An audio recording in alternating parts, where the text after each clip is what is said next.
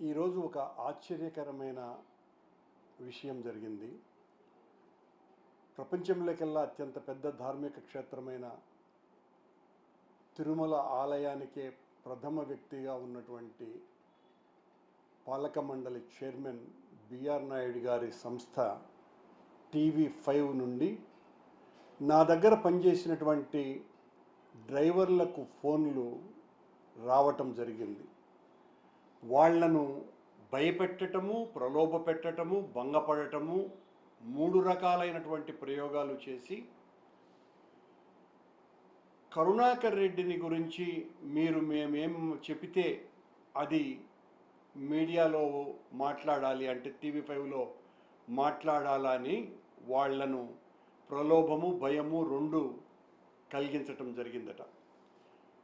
BR Naidu గారు ఒక పవిత్రమైన పుణ్యక్షేత్రానికి అధ్యక్షుడిగా ఉండి మంచి కార్యక్రమాలు చెయ్యమని ఆయన్ను టీటీడీ అధ్యక్షునిగా నియమిస్తే ఆయన గారి యొక్క రాసలీలల కార్యక్రమాలన్నీ కూడా లోకమంతా వ్యాప్తి చెందిన దానికి ఆయన వైఎస్ఆర్ కాంగ్రెస్ పార్టీ మీద, జగన్మోహన్ రెడ్డి గారి మీద, పర్టికులర్గా నా మీద ప్రతీకారేచ్ఛతో రగిలిపోతూ చివరకు మా డ్రైవర్లుగా ఉండినటువంటి వాళ్ళను ప్రలోభపెట్టు, భయపెట్టు, ధనాశ చూపి వాళ్ళ చేత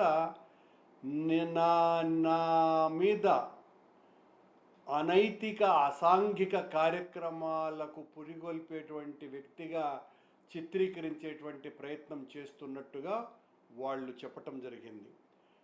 బిఆర్ నాయుడు, నీలాగా అనైతిక, అవినీతి కార్యక్రమాలు చేసేవాడిని కాదు, నీలాగా ప్రలోభాలకు గురి చేసేవాడిని కాదు, పైరవీలు చేసేవాడిని కాదు.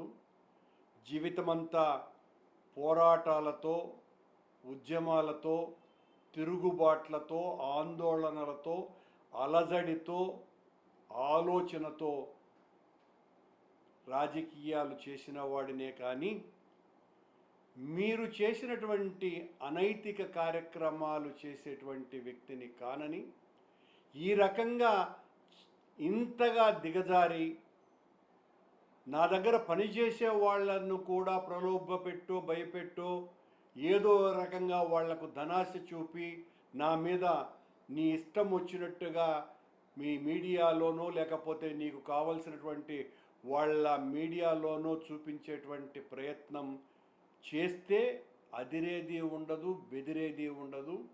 ఈ రోజుతో మరింతగా నీ విషయంలో నువ్వు చేస్తున్నటువంటి ఈ అనైతిక, అరాచక, అప్రాచ్య పనులన్నింటి మీద మరింత పెద్ద ఎత్తున ఉద్యమిస్తూనే ఉంటాం.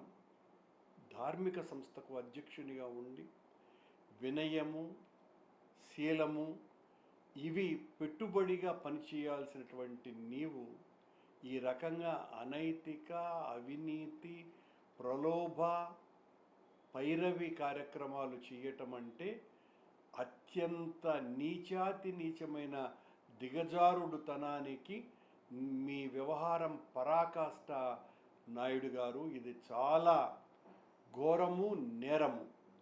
ఇలాంటివి ప్రయోగించటం ద్వారా మమ్మల్ని ఏదో బలహీనం చేయాలని అనుకుంటే అలాంటివి కుదిరే పనే లేదు అని హెచ్చరిస్తున్నాం.